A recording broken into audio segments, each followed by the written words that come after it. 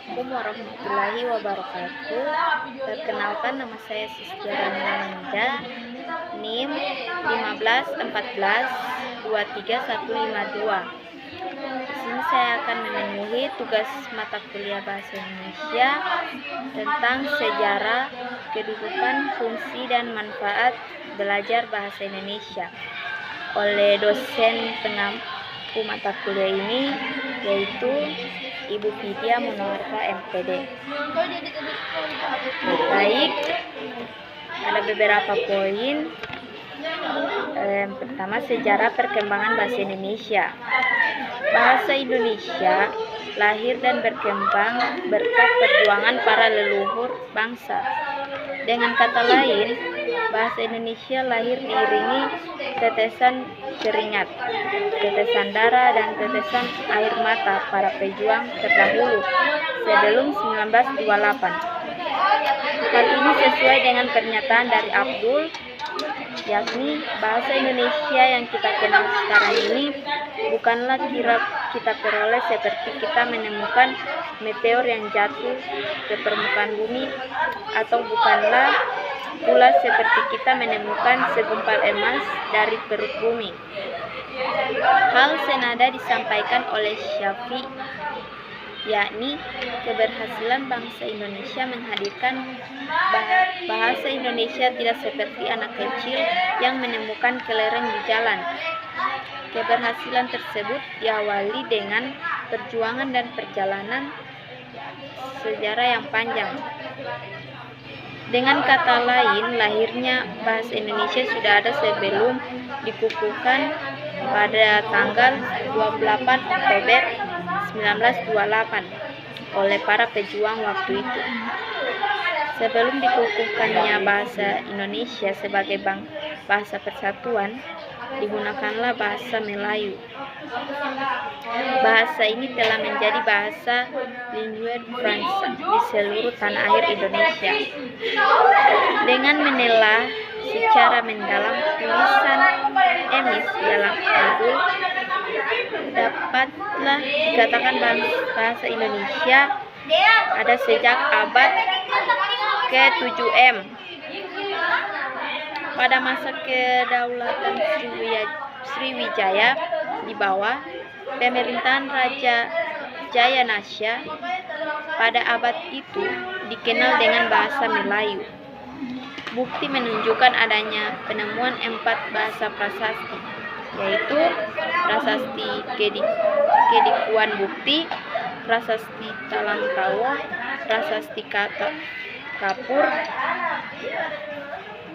dan Prasasti Karangbrahi. Prasasti pertama dan kedua terdapat di sekitar Palembang. Prasasti ketiga terdapat di Bangka Barat.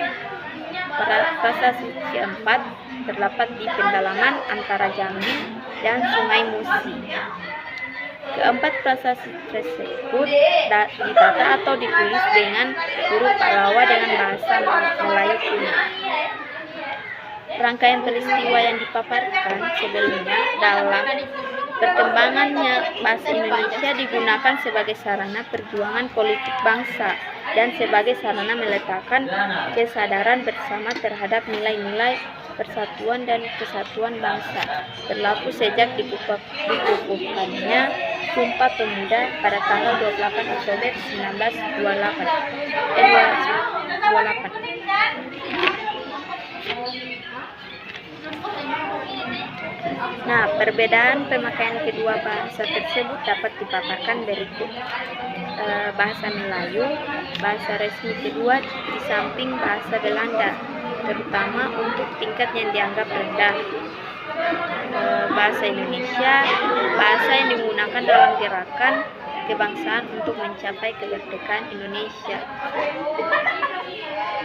Kondisi ini berlaku sampai tahun 1945, bersamaan dengan diproklamasikannya kemerdekaan Indonesia pada tanggal 17 Agustus 1945.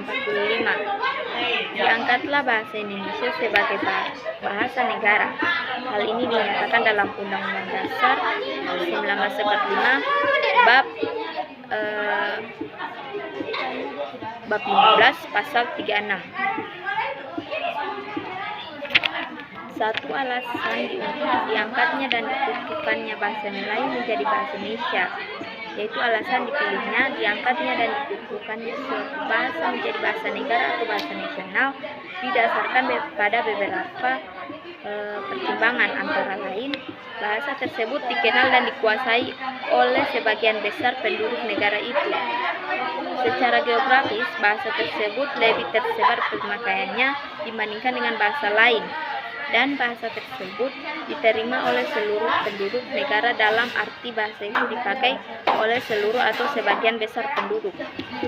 Lain halnya dengan Rahayu mengatakan pemilihan bahasa Melayu menjadi bahasa Indonesia didasarkan pada beberapa pertimbangan, yaitu bahasa Melayu telah tersebar luas di seluruh wilayah Indonesia. Bahasa Melayu diterima oleh seluruh suku Indonesia karena telah terkenal dan digunakan sebagai bahasa pergaulan, tidak lagi dirasakan sebagai bahasa asing. Nah, ketiga, bahasa Melayu bersifat demokratis, maksudnya tidak membedakan tingkatan dan dalam pemakaran sehingga meniadakan sifat feodal dan memudahkan orang mempelajarinya. Bahasa Melayu bersifat reseptif, artinya mudah memberi masukan dari bahasa daerah lain dan bahasa asing, sehingga mempercepat perkembangan bahasa Indonesia di masa mendatang.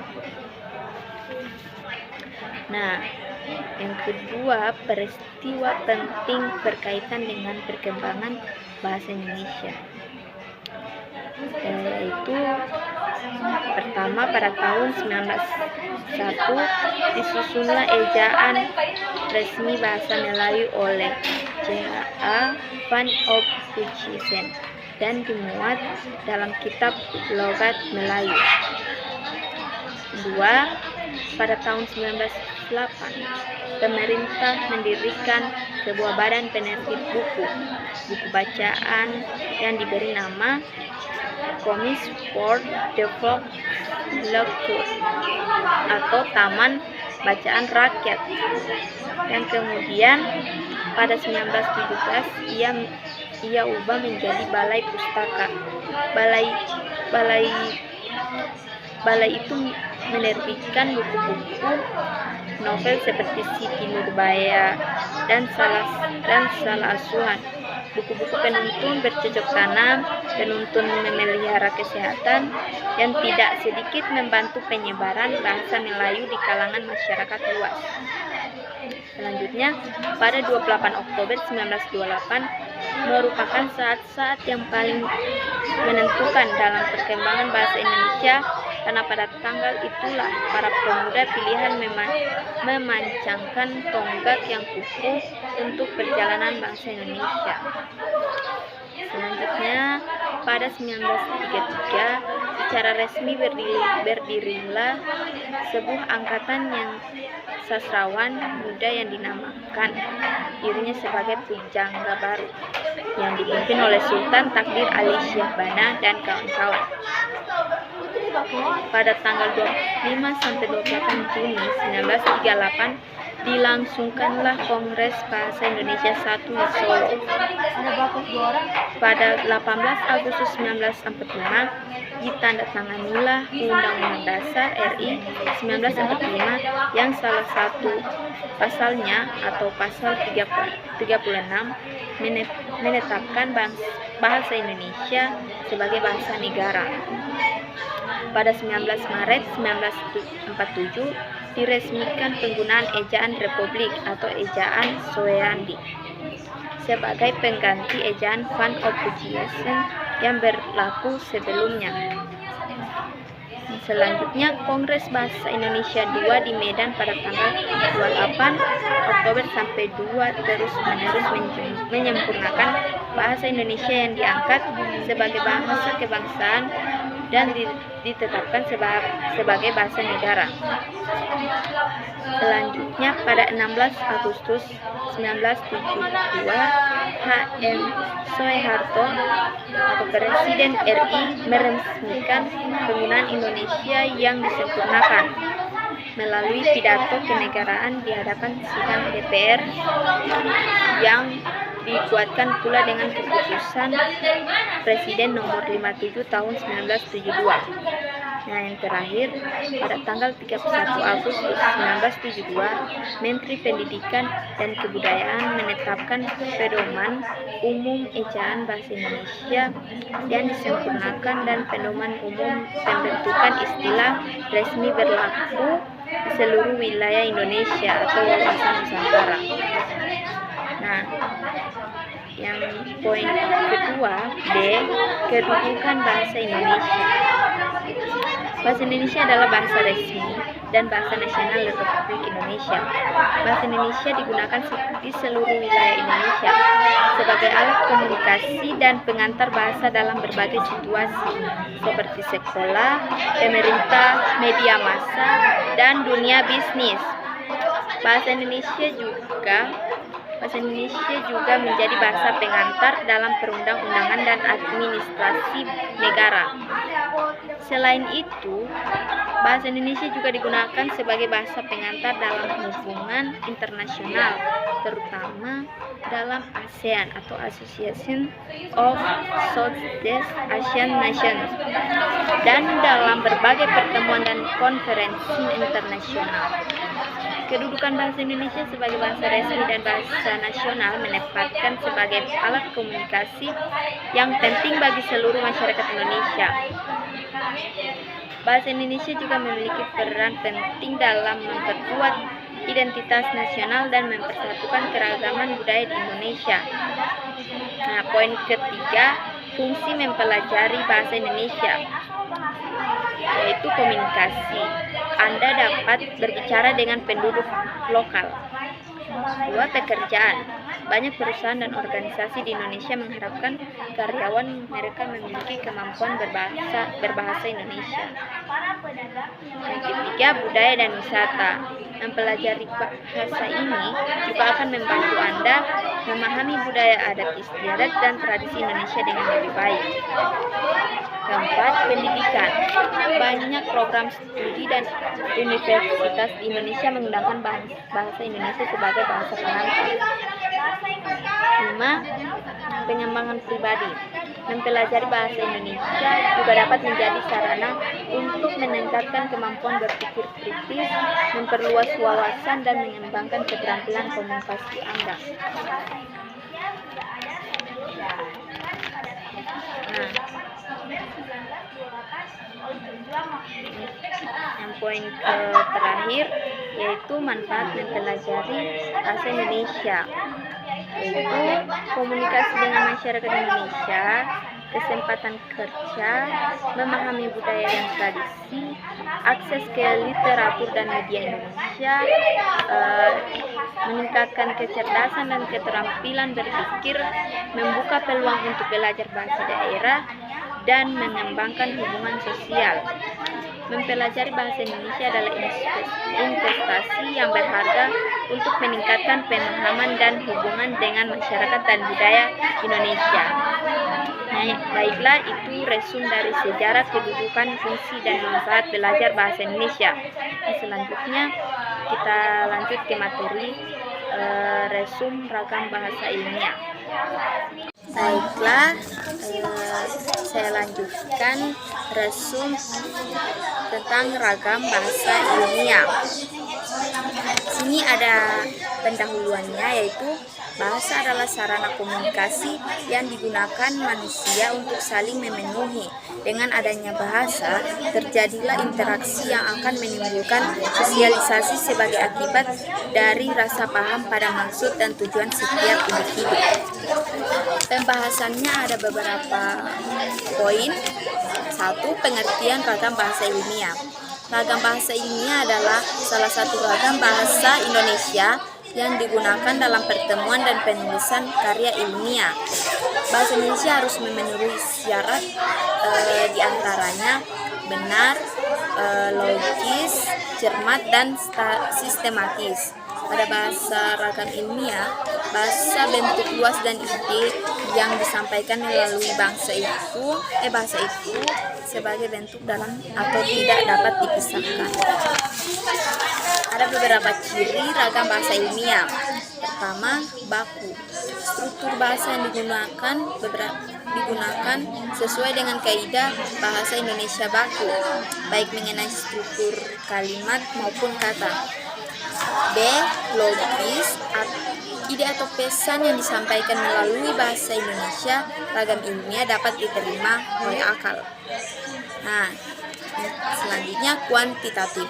Keterangan yang dikemukakan pada kalimat dapat diukur secara pasti. Nah, selanjutnya tepat. Ide yang diungkapkan harus sesuai dengan ide yang dimaksudkan oleh penulis atau penulis dan tidak mengandung makna yang ganda. Nah, yang selanjutnya denotatif, yang berlawanan dengan konotatif. Kata yang digunakan atau dipilih sesuai dengan arti sesungguhnya dan tidak diperhatikan perasaan karena sifat itu yang objektif. Nah, yang terakhir, runtun. Ide digunakan secara teratur sesuai dengan urutan dan tingkatannya, baik dalam kalimat maupun dalam alinea atau paragraf. Adalah seperangkat kalimat yang menyimpan satu ide atau satu pokok bahasa. Nah, poin ketiga, karakteristik dari ragam bahasa ilmiah. Ada bahasa Indonesia bersifat cendekia, artinya bahasa Indonesia itu mampu digunakan secara tepat untuk mengungkapkan hasil berpikir logis, yakni mampu membentuk pernyataan yang tepat dan seksama. Selanjutnya, bahasa Indonesia itu bersifat lugas, artinya paparan bahasa yang lugas akan menghindari kesalahpahaman dan kesalahan menafsirkan isi kalimat dapat dihindarkan. Nah, selanjutnya bahasa Indonesia itu bersifat jelas, artinya gagasan akan mudah dipahami apabila dituangkan dalam bahasa yang jelas dan hubungannya antara gagasan yang satu dengan yang lain juga jelas. Bahasa Indonesia bersifat formal, artinya bahasa yang digunakan dalam komunikasi ilmiah bersifat formal. Bahasa Indonesia bersifat menghindari kalimat fragmentasi, artinya kalimat yang belum selesai. Bahasa Indonesia ragam ilmiah bersifat bertolak dari gagasan, artinya penonjolan diadakan pada gagasan, artinya penonjolan diadakan pada gagasan atau hal yang diungkapkan dan tidak pada penulis. Nah, selanjutnya bahasa Indonesia ragam ilmiah bersifat objektif, artinya sifat objektif tidak cukup dengan hanya menempatkan gagasan sebagai pangkal tolak, tetapi juga diwujudkan dalam penggunaan kata. Nah, selanjutnya yang terakhir, bahasa Indonesia ragam ilmiah bersifat ringkas dan padat direalisasikan dan tidak adanya unsur-unsur bahasa yang hemat. Nah, poin terakhir, penggunaan dalam bahasa ilmiah yang disampaikan dalam bentuk karya tulis ilmiah, misalnya laporan penelitian atau studi, makalah, skripsi, tesis, dan disertai adalah bersifat formal. Oleh karena itu, ragam bahasa yang digunakan dalam karya tulis ilmiah adalah ragam bahasa baku atau standar. Nah, di sini ada penutup, yaitu kesimpulan dan syarat. Kesimpulan dari bahasa Indonesia ragam ilmiah merupakan salah satu ragam bahasa Indonesia yang digunakan dalam pertemuan dan penulisan karya ilmiah. Kami sarankan kepada pembaca maupun pendengar agar dapat memahami bahasa ragam ilmiah dengan lugas dan baik, sebab bahasa ilmiah sangat penting dan berguna terkhususnya bagi pelajar dan mahasiswa. Baik, terima kasih. Wabillahi wa taufiq wal hidayah. Wassalamualaikum warahmatullahi wabarakatuh.